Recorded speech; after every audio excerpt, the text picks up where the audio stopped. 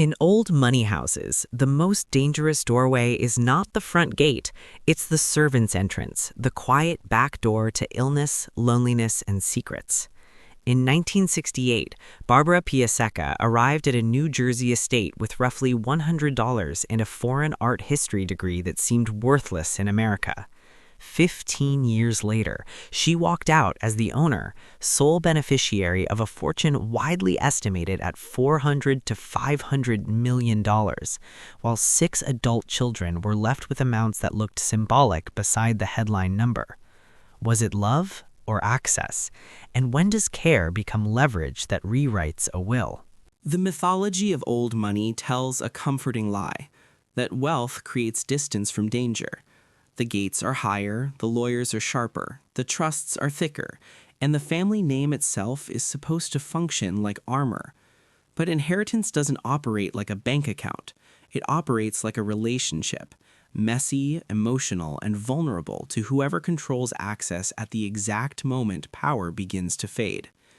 That is why this servant's entrance matters. In great estates, staff are not just labor. They are the invisible infrastructure. The people who see who eats, who sleeps, who drinks, who forgets names, who cries behind closed doors, who stops taking calls. They witness the small humiliations that never make it into society columns, and they learn the rhythms of the household better than formal guests ever could. In that ecosystem, proximity becomes information, and information becomes leverage. Whether it is used as devotion or as control depends on the person holding it. What happens when a patriarch grows old, sick, medicated, and lonely inside a world where every smile can be transactional? The richest families in America have always feared the outsider spouse, especially when the outsider arrives through domestic service. Not only because of class prejudice, but because the fear has a rational core. A new spouse can legally outrank adult children at the end of life, especially when large portions of wealth were never locked into earlier trusts. In the late 20th century, this tension sharpened as fortunes grew and family structures became more complicated. Divorces, remarriages, adult children with their own lives, and aging billionaires who no longer wanted to be treated like walking vaults. At the same time, American media learned that probate disputes could be consumed like true crime: greed, betrayal, tapes, experts, and courtroom theater. That is why the Barbara Piasecka Johnson case became more than a family fight. It became a national cautionary tale for dynasties.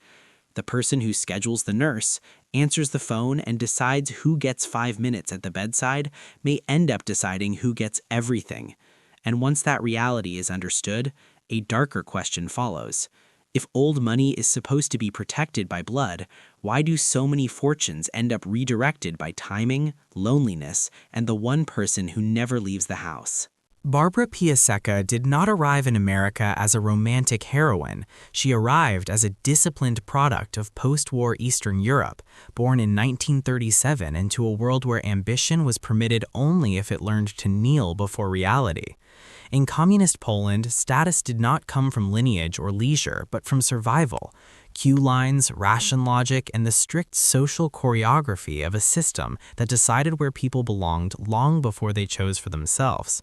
Her family background was modest, her resources limited, and her faith, often described as deeply Catholic, provided a kind of internal order when external opportunities were scarce. Education became the only credible escape hatch. She studied art history, a subject that sounds luxurious until it is imagined in its true setting. Lecture slides instead of museums, reproductions instead of originals, the language of old masters learned in libraries while the real paintings remained behind borders and currency restrictions. What did that knowledge mean in the United States in the late 1960s?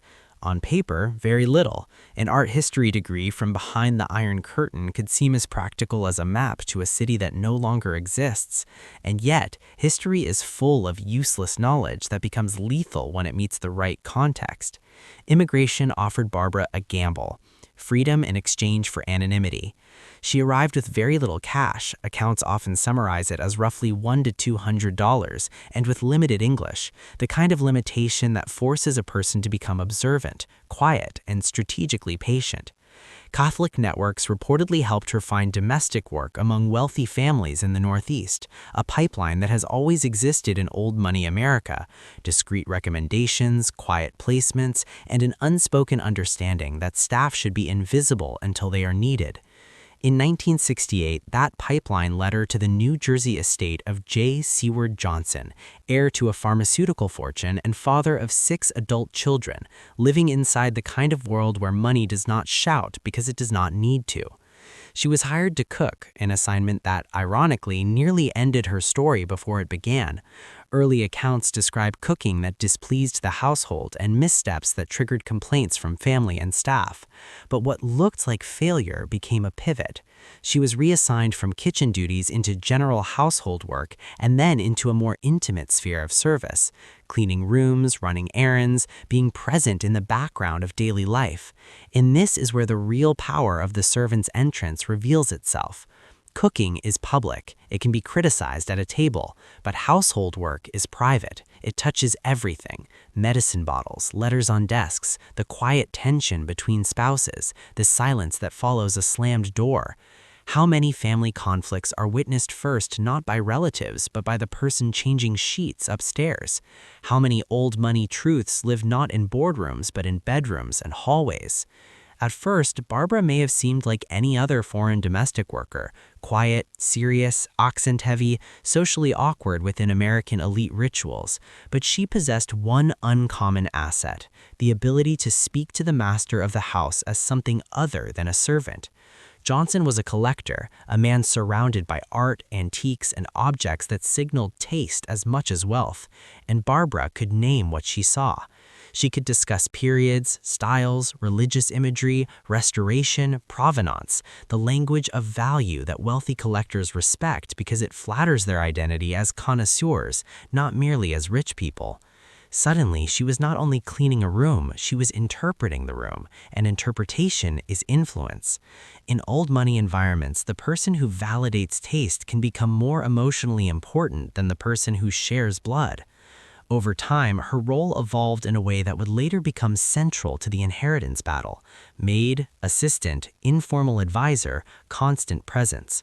This shift coincided with the deterioration of Johnson's marriage to his wife Esther and the emergence of a domestic vacuum where companionship mattered more than appearances. As the marriage frayed, the household itself became a political arena.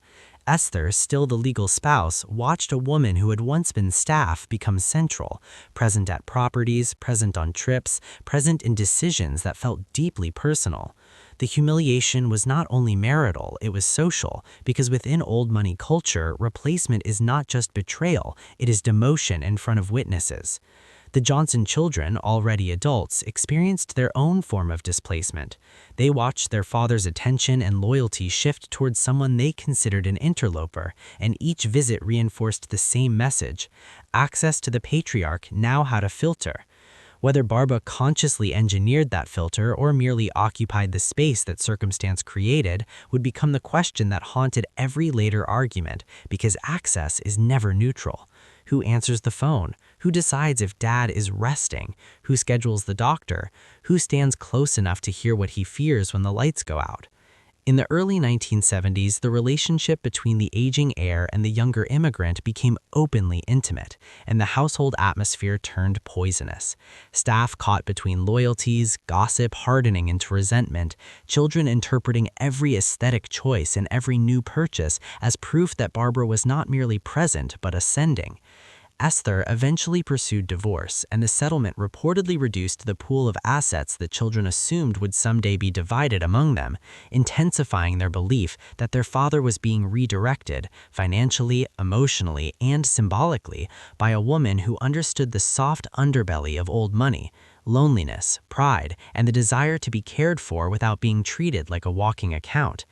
In 1971, after the divorce, Johnson married Barbara in a quiet ceremony none of his children attended, and with that signature, the story shifted categories.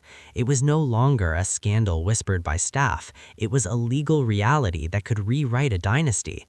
And as Johnson aged into illness in the years that followed, one question grew louder than any society gossip: when the patriarch's body weakens, who inherits the power of the pen? Marriage did not simply legitimize Barbara Piasecka's presence, it gave her a new kind of authority that old money families fear more than scandal: the authority of a spouse at the end of life. The age gap itself carried symbolism. Johnson was in his 70s, a man shaped by a world where wealth assumed loyalty. Barbara was decades younger, an immigrant whose entire biography suggested hunger, discipline, and the capacity to endure what others would refuse. When the wedding happened quietly and without his children present, it felt less like a union and more like a line drawn in the sand. What happened next was the construction of a monument, Jasna Polana, Bright Glade, a sprawling estate outside Princeton that became both trophy and territory. It was not merely a house, it was a statement that Barbara's taste would now shape the empire's private face. She oversaw the aesthetic program with obsessive intensity: paintings, tapestries, religious artifacts, furniture chosen with the confidence of someone who had once studied such objects only in books.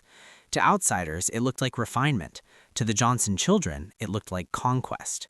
Each canvas on the wall signaled that their father's world was being redesigned around a new center of gravity. How does a family interpret a mansion when it feels like a private museum built to celebrate the person they never voted to accept? And how does an aging man interpret it when the mansion reflects the only companionship that makes him feel understood? As Johnson entered his 80s, his health became the real stage on which inheritance drama plays. Prostate cancer, hospitalizations, and powerful medications created a fog that witnesses would later describe in completely opposite ways. In one version of the story, he was lucid but frail, making deliberate choices about his legacy. In the other, he drifted in and out of clarity, susceptible to suggestion, isolated from dissent, and dependent on Barbara not only for care, but for reality itself. And in old money conflicts, the medical narrative becomes the weapon. Every chart becomes a battlefield. Every prescription becomes a plot device. Every moment of confusion becomes evidence of manipulation, or merely evidence of mortality. The decisive break came with the final will, signed only weeks before Johnson's death in May 1983. Earlier plans, according to the children's argument, had distributed wealth in ways that still acknowledged blood and philanthropy. But this last document shifted the center completely. Barbara became the primary beneficiary of what was not already locked away in earlier trusts. The children were not erased entirely, but they were reduced in a way that felt pointed. One son would later describe his bequest as emotionally humiliating, not because he was poor, but because the numbers made a public statement. In a fortune measured in hundreds of millions, the scraps were not about need, they were about message. Even a charitable institution that Johnson had long supported, an oceanographic foundation reportedly expected to receive a major bequest in earlier drafts, found itself cut out in the final version and joined the challenge.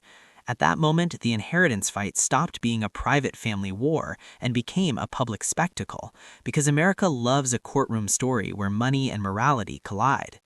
The children's legal team framed their case around classic probate accusations that their father lacked mental capacity, that Barbara exercised undue influence, that she isolated him, intercepted phone calls, restricted visits, controlled who entered the bedroom, and shrank his world until the only truth he heard came from the person who would profit most. They brought in the cavalry, psychiatrists to interpret aging minds, handwriting experts to examine signatures, medical witnesses to parse lucidity, staff members to describe household rules. The story they wanted the jury to believe was simple and frightening. The richest man in the room can still become the most controlled man in the house. Barbara's defense team told a story that was equally simple but morally inverted, that Johnson was competent, that he was estranged from children who treated him like an ATM, and that the will reflected gratitude for the spouse who cared for him every day, while the heirs arrived mainly to collect. They emphasized that the children already held substantial wealth through earlier trusts. In their framing, the lawsuit was not a rescue mission, it was resentment. The courtroom became a national stage where two archetypes fought for dominance: the gold-digging outsider versus the entitled heirs. And because both archetypes are emotionally charged, the case became less about legal nuance and more about which story felt true to the jury's gut. When trial began in early 1986, it expanded into something enormous. Weeks of testimony, a swarm of attorneys and experts, endless reconstruction of dinner scenes, arguments, phone calls, and the invisible politics of Jasna Polana. Every minor anecdote became evidence because in inheritance wars, trivial details are treated like fingerprints. Then came the piece of theater that turned the case into legend, the secretly recorded tape. A domestic worker, also Polish, had hidden a recorder and captured Barbara berating her in rapid Polish, harsh and humiliating, the acoustics of a bathroom amplifying every shout into something claustrophobic. Played in court through an interpreter, it felt like a window into the house behind the mansion's beauty, a sound of control rather than care. The children's lawyers seized it as the psychological key.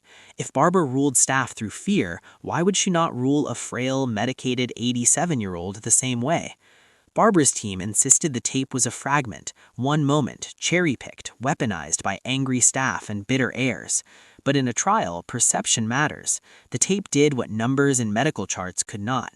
It gave the jury an emotional experience. And once a jury feels something, logic must chase emotion rather than lead it. Legal fees climbed into the tens of millions. The trial stretched on. And then, just before the jury could decide, the war ended not with truth, but with money.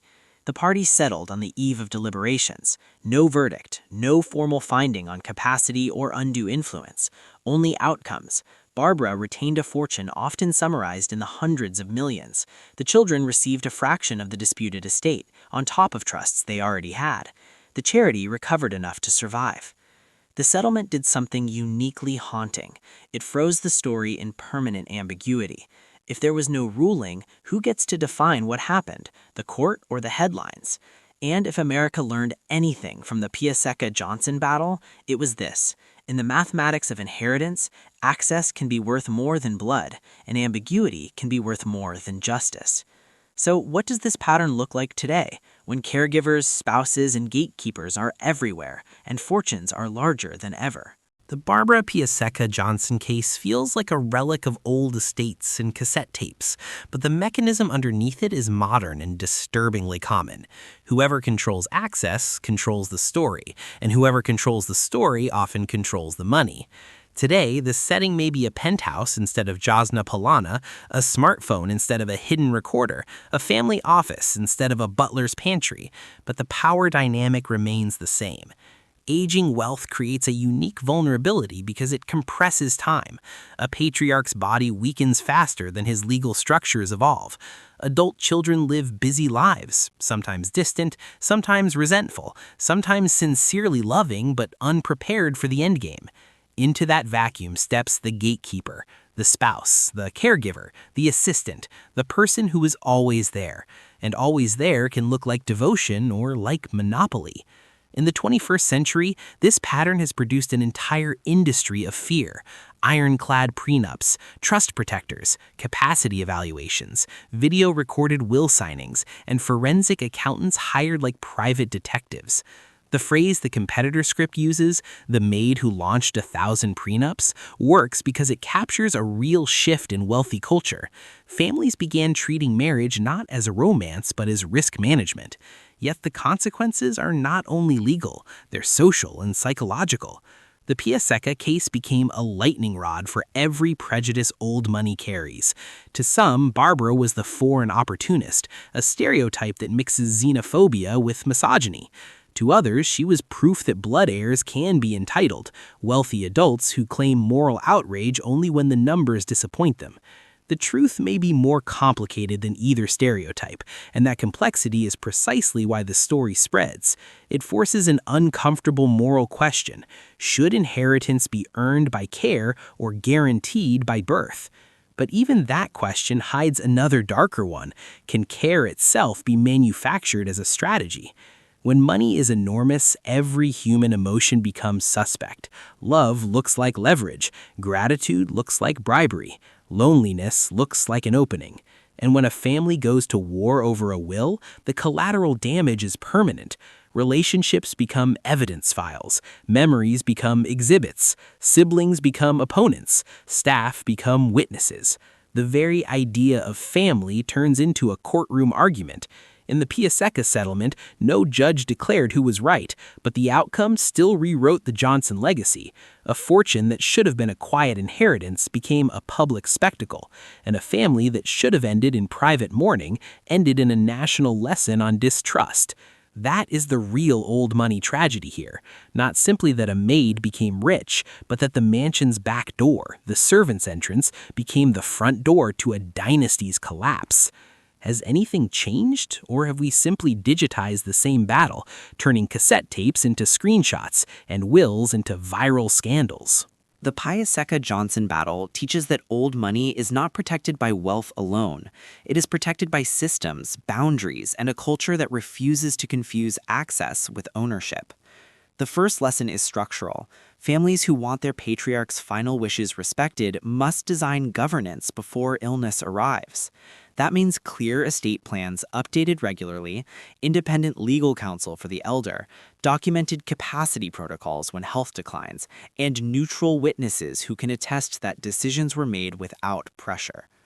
The second lesson is about access. Visits, phone calls, medical updates, and caregiving schedules should never be controlled by a single person without oversight, because isolation is where influence becomes invisible. A rotating contact plan, multiple family members, trusted professionals, and transparent logs doesn't criminalize care, it protects it. The third lesson is about money psychology. Adult children raised to expect inheritance often interpret any outsider as theft, while late-life spouses often interpret any questioning as disrespect. The only antidote is clarity. What was promised, what was earned, what was already provided through trusts, and what fairness actually means in numbers, not feelings. The fourth lesson is moral and cultural. Avoid the lazy stereotypes that poison these cases: gold digger, entitled heirs, foreign interloper. They are shortcuts that replace evidence with emotion, and emotion is exactly what predators on any side can exploit. Finally, the deepest lesson is human. When an elder becomes a financial symbol, love collapses into accounting. The goal should be dignity, not victory, because in the end, the richest families don't lose money first. They lose trust, and trust is the one asset no lawyer can restore once it's spent. Barbara Piasecka's story survives because it is not just about wealth. It is about a doorway. The servants' entrance, the back passage where staff move quietly and see everything, became the route by which an outsider learned a dynasty's private vulnerabilities and eventually stood at the center of its inheritance. In 1968, she arrived with almost nothing. By 1983, she was the legal spouse of a dying heir. By the mid-1980s, she was fighting an army of lawyers in a 17-week war that ended without a verdict, only a settlement. Money replacing truth, outcomes replacing closure. Some will always see her as a strategist who mastered proximity. Others will see her as the spouse who simply received what a lonely old man chose to give. But the most haunting part is what the case proves either way. In old money families, the will is often written long before the signature. It is written in access: who answers the phone, who controls the schedule, who becomes indispensable when the body fails. And once that power is concentrated, blood can become a formality. Old money can buy estates, art, and silence, but it cannot buy certainty about the people closest to the bedside. Now it's your turn. Was Barbara Piasecka a survivor, a manipulator, or something in between? Should inheritance follow blood or follow care? Drop your verdict in the comments, share this episode with someone who believes money guarantees protection, and subscribe for more cinematic old money dossiers, where the richest houses hide the most human disasters.